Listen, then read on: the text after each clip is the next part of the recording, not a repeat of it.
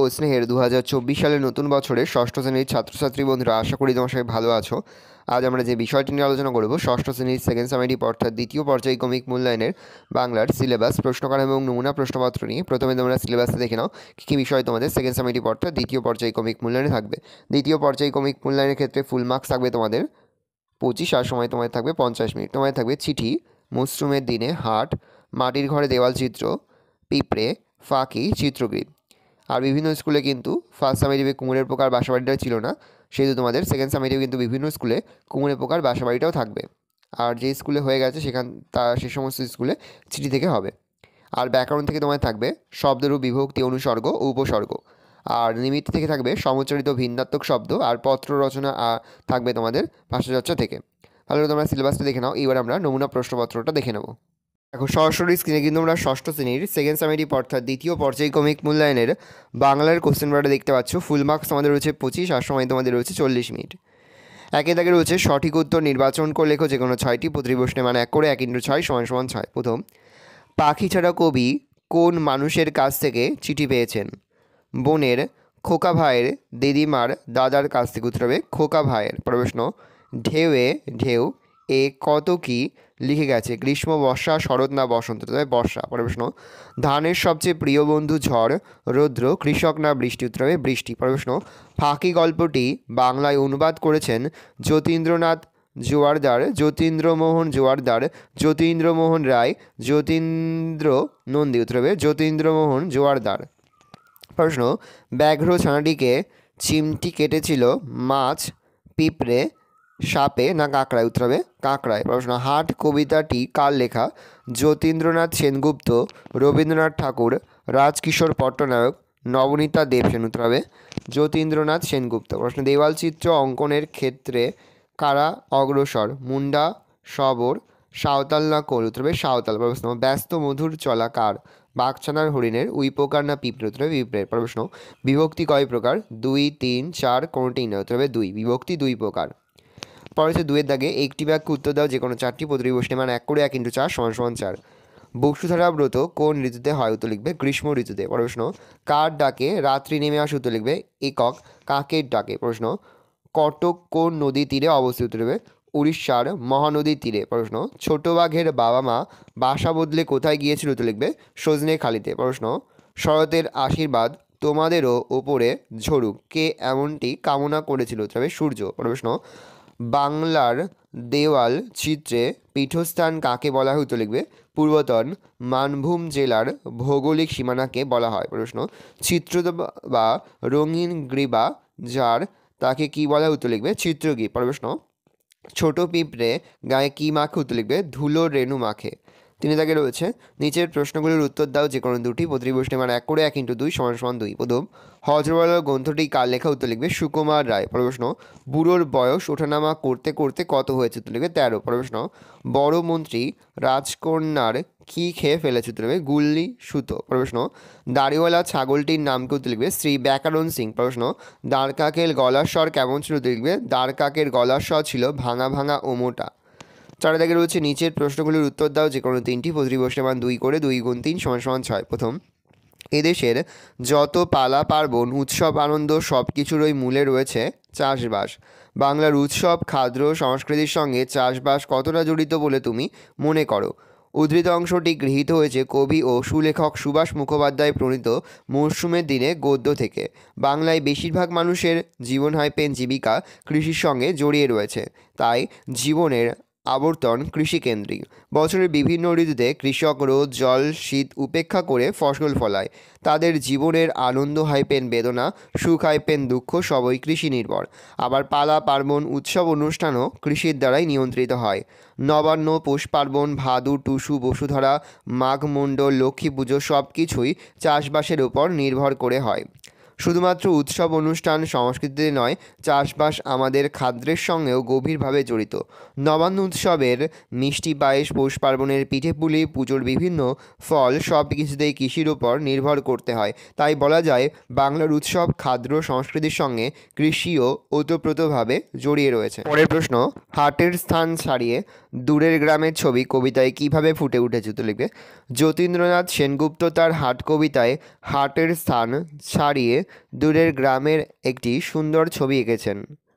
দূরে দূরে আলাদা থাকা 10-12খানি গ্রামের মাঝে একটি হাট রয়েছে। সেই হাটে সকালবেলায় কেউ ঝাঁটও দেয় না এবং সন্ধ্যাবেলা প্রদীপও জ্বলে না। গ্রামগুলি ছড়িয়ে ছিটিয়ে থাকলেও এই সব গ্রামের লোকজনের সঙ্গে হাটের সম্পর্ক খুবই নিবিড়। হাটের পাশে বয়ে চলেছে একটি নদী। মানুষজন খেয়া পারাপার করে ওপার থেকে এপারে আসে অনেক পসরা। এভাবে চলে গ্রামগুলির মানুষজনের আদান প্রদান। হাট এই গ্রামগুলির একমাত্র প্রাণকেন্দ্র। প্রতি হাটবার সকাল থেকেই হাট বসে, তাই এই সব গ্রাম থেকে বহু ক্রেতা বিক্রেতা এখানে আসে। সারাদিন বেচা কেনা শেষে সন্ধ্যাবেলা যে যার বাড়ি ফিরে যায়। পুবের মাঠ থেকে সব আলো বকের পাখায় ভর করে লুকিয়ে পড়ে, আর অন্য দিক থেকে সাথীহারা ক্লান্ত একা কাকের পাখায় ভর দিয়ে সন্ধ্যা নামে। সন্ধ্যাবেলা সেই গ্রামগুলিতে সন্ধ্যা প্রদীপের আলো জ্বলে ওঠে। কোন তিথিতে কৃষিজীবীরা কিভাবে তাদের গৃহসজ্জা করে লেখক।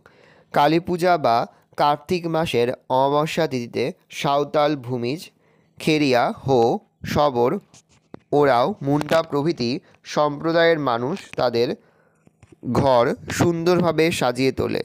প্রথমেই পুরো বাড়ি মেরামতি ও লেপামোছা করে পরিষ্কার করে তোলা হয়। তারপর ঘরের উঠোন, গোয়াল, ধানের গোলা, মূল দরজা প্রভৃতি জায়গায় আলপনা দিয়ে সাজানো হয়। প্রশ্ন: পিঁপড়ের ভাষাহীন চলাচলের মধ্যে বিনিময়ের ভঙ্গিটি কেমন? রবীন্দ্র স্নেহধন্য কবি অমিয় চক্রবর্তী তার পিঁপড়ে কবিতায় ক্ষুদ্র পিঁপড়েদের জীবনযাত্রাকে দেখেছেন অত্যন্ত কাছ থেকে। এই পিঁপড়েরা সুশৃঙ্খল ও দলবদ্ধভাবে সারি বেঁধে চলে। এদের চলাচলের মধ্যে কবি দেখেছেন অদ্ভুত এক ছন্দময় প্রকাশ। এরা নিঃশব্দে সুরের অদ্ভুত এক ইঙ্গিতে পরস্পর পথ চলা সম্পর্কে বলাবলি করে। তাই কবি চোখে এদের আসা যাওয়া হয়ে উঠেছে ব্যস্ত মধুর চলা। আম গাছটি কীভাবে গোপালবাবুর বাড়ির নিশানা হয়ে উঠেছিল? শুকনো মরুভূমির মতো মাটিতে গোপালের বাবা আম গাছ লাগিয়েছিলেন। রাজকিশোর পট্টনায়কের ফাঁকি গল্প পড়ে মনে হয় সেই এলাকার আম গাছ খুব একটা বেশি ছিল না বললেই চলে। স্বাভাবিকভাবেই এই আম গাছটা সকলের আকর্ষণের কেন্দ্রে চলে এসেছিল। এটি বাড়িটিকে দিয়েছিল এক অন্য মাত্রা। তাই কেউ বাড়ি কোথায় জিজ্ঞাসা করলে গোপালের বাবা বলতেন, কার্জরি নদীর ধার বরাবর পুরীঘাট পুলিশ ফাঁড়ির পশ্চিম দিকে যেখানে পাঁচিলের গায়ে একখানা আম গাছওয়ালা বাড়ি আছে সেটিই তার বাড়ি। এছাড়া পুজো বা কোনো অনুষ্ঠান উপলক্ষে প্রায় সকলেই তাদের আম গাছে শরণাপন্ন হতো। ফলত সকলের মধ্যে এই কথা প্রচার হয়ে গিয়েছিল গোপালদের বাড়িতে আম গাছ আছে। এভাবে আম গাছটি তাদের বাড়ির নিশানা হয়ে উঠেছিল। তাই আজ বেঁচে গেলাম। বক্তা আজ বেঁচে যাবার কারণ কি? দক্ষিণারঞ্জন মিত্র মজুমদারের আশীর্বাদ রচনায় এই মন্তব্যটি করেছে পিঁপড়ে। প্রবল বৃষ্টিতে পিঁপড়ে তার ঘর হারিয়ে আশ্রয় নেয় ঘাসের পাতার নিচে। বৃষ্টির প্রচণ্ডতায় জল বাড়তে থাকে। নিজের অস্তিত্ব বজায় রাখার জন্য সেই ঘাসের পাতা কামড়ে ধরে কোনো মতে টিকে থাকে। জলের তোড়ের সঙ্গে পাল্লা দেওয়ার ক্ষমতা তার নেই। ঘাসের শরীর কামড়ে ধরতে পেরেছিল বলে এবারের মতো সে বেঁচে গেছে। 5 দাগে রয়েছে, নিচে যে কোনো দুটি প্রশ্নের উত্তর দাও। প্রশ্নের মান 1 করে 1 × 2 = 2। সমুচ্চারিত শব্দযুগলের অর্থ লেখো এবং সার্থক বাক্য রচনা করো। দয় দীর্ঘী প দ্বীপ আর দয় দীর্ঘী প দ্বীপ। দয় বয় দীর্ঘী প দ্বীপ। জল বেষ্টিত ভূখণ্ড। দ্বীপে পৌঁছে অনেক নতুন বাড়ি দেখতে পেলাম। দয় দীর্ঘী প দ্বীপ মানে বাতি। দ্বীপ জ্বালিয়ে ঘর আলো করো। সমুচ্চারিত শব্দযুগলের অর্থ লেখো এবং সার্থক বাক্য রচনা করো। আ দন্তস্বরে আশা, আ তালবস্যকার আশা। আ দন্তস্বরে আশা মানে হচ্ছে আগমন, শুধু যাওয়া আসা, শুধু স্রোতে ভাসা। আ তালবস্যকার আশা মানে হচ্ছে আকাঙ্ক্ষা, বড় আশা করে বসে আছি আমি। পদ কাকে বলে? বাক্যের অন্তর্গত বিভক্তিযুক্ত ধাতু বা শব্দকে পদ বলে। যেমন আমি ষষ্ঠ শ্রেণীতে পড়ি। এই বাক্যে ব্যবহৃত শব্দগুলি এক একটি পদ। 6 দাগে লিখিত যে কোনো একটি বিষয়ের ওপর উত্তর দাও। প্রশ্নের মান 5। অনুচ্ছেদ রচনা করো। বাংলার উৎসব। বাংলা উৎসবের দেশ। বাঙালি উৎসবপ্রিয় জাতি। বাংলায় 12 মাসে 13 পার্বণ। মাসগত দিক দিয়ে কম হলেও পার্বণগত দিক দিয়ে অনেক। সারা বছরটাকে পুজোর আমেজে ভরিয়ে রাখে। এই উৎসবগুলি ঋতু পরিবর্তনের মতোই আবর্তিত হয়। সেই হালখাতা দিয়ে বছরের যে উৎসবের সূচনা চৈত্র সংক্রান্তির গাজনে তার শেষ। এই উৎসবের মধ্যে বাঙালি খুঁজে পায় তার প্রাণের আনন্দ, জীবনের খোরাক। উৎসবগুলিকে মূলত কতগুলি ভাগে ভাগ করে আলোচনা করা যেতে পারে: ধর্মীয়, জাতীয়, সামাজিক, ঋতু উৎসব ইত্যাদি। ধর্মীয় উৎসবের মধ্যে পড়ে দুর্গাপুজো, কালী পুজো, সরস্বতী পুজো, ঈদ, মহরম, শবে বরাত, বড়দিন, বুদ্ধ পূর্ণিমা, গুরু নানক জন্মদিন ইত্যাদি। সামাজিক উৎসবের মধ্যে থাকে বারব্রত, বিয়ে, অন্নপ্রাশন, উপনয়ন, ভাতৃদ্বিতীয়া ইত্যাদি। খাদ্যরসিক বাঙালির রসনা তৃপ্তি মহা সুযোগ। ঋতু উৎসবের মধ্যে থাকে বৃক্ষরোপণ, নবান্ন, পৌষ পার্বণ। জাতীয় উৎসবের মধ্যে আছে হোলি, রবীন্দ্র জয়ন্তী, গান্ধী জয়ন্তী, নেতাজি জয়ন্তী, স্বাধীনতা দিবস, প্রজাতন্ত্র দিবস প্রভৃতি। এছাড়াও আছে প্রান্তিক জীবনের ভাদু, টুসু, ইতু প্রভৃতি উৎসব। আধুনিককালে শিক্ষিত মানুষ এত সব উৎসব ছাড়াও নিজের মনের চাহিদা পূরণের জন্য বইমেলা, কৃষিমেলা, শিল্পমেলা প্রভৃতি মেলার আয়োজন করে চলেছে। সুস্থ হয়ে বেঁচে থাকতে গেলে বা সুস্থ হয়ে বাঁচতে গেলে মনে আনন্দ থাকা দরকার। উৎসব সেই আনন্দের রসদ যোগান দেয় আর উৎসব সকলকে নিয়ে একসঙ্গে চলতে শেখায়। উৎসব মানে সকলের তরে সকলে আমরা, আর এত উৎসব ছাড়া বাংলাকে ভাবা যায় না। পরে রয়েছে রাস্তা সংস্কারের আবেদন জানিয়ে অঞ্চল প্রধানের কাছে একটি চিঠি লেখো। মাননীয় অঞ্চল প্রধান সমী বেশু, পূর্ব দিনহাটা, ব্লক 1, কোচবিহার। তোমরা তোমাদের ঠিকানা দেবে। মহাশয়, আমরা দিনহাটা উচ্চ বিদ্যালয়ের ছাত্র। তোমরা তোমাদের বিদ্যালয়ের নাম লিখবে। আমাদের গ্রামে কয়েকটি রাস্তা সংস্কার হলেও আমাদের বিদ্যালয়ে আসার প্রধান রাস্তাটি সংস্কারের অভাবে জরাজীর্ণ হয়ে পড়েছে। আগে রাস্তাটি যথেষ্ট প্রস্থ ছিল, বর্তমানে পণ্যবাহী বিশালাকায় গাড়ি চলাচল বৃদ্ধি পাওয়ায় রাস্তাটি স্থানে স্থানে ভেঙে পড়েছে। কয়েকটি বড় গর্ত মরণফাঁদের মতো হয়ে উঠেছে। প্রায়ই বিদ্যালয়ের ছাত্র, শিক্ষক ও শিক্ষাকর্মীরা ছোটোখাটো দুর্ঘটনার কবলে পড়ছেন। রাস্তাটির বেহাল অবস্থার কারণে আমাদের বিদ্যালয়ের যাতায়াতের ক্ষেত্রে ভয়ানক অসুবিধার সম্মুখীন হতে হচ্ছে। আপনি অনুগ্রহ করে রাস্তাটি সংস্কার সাধনের ব্যবস্থা করলে বিশেষ উপকৃত হব। মিনিত। তোমরা তোমাদের স্কুলের নাম, ঠিকানা দেবে। ভালো করে দেখে নাও। এই রয়েছে টোটাল তোমাদের সেকেন্ড সামেটিভ অর্থাৎ দ্বিতীয় পর্যায়ক্রমিক মূল্যায়নের ষষ্ঠ শ্রেণীর বাংলার কোশ্চেন পেপার। ভালো তোমরা কোশ্চেনটা দেখে নাও। এই ধরনের কোশ্চেন প্যাটার্নেই কিন্তু প্রতিটি স্কুলে তোমাদের কিন্তু সেকেন্ড সামেটিভ অর্থাৎ দ্বিতীয় পর্যায়ক্রমিক মূল্যায়নের প্রশ্নপত্র হবে।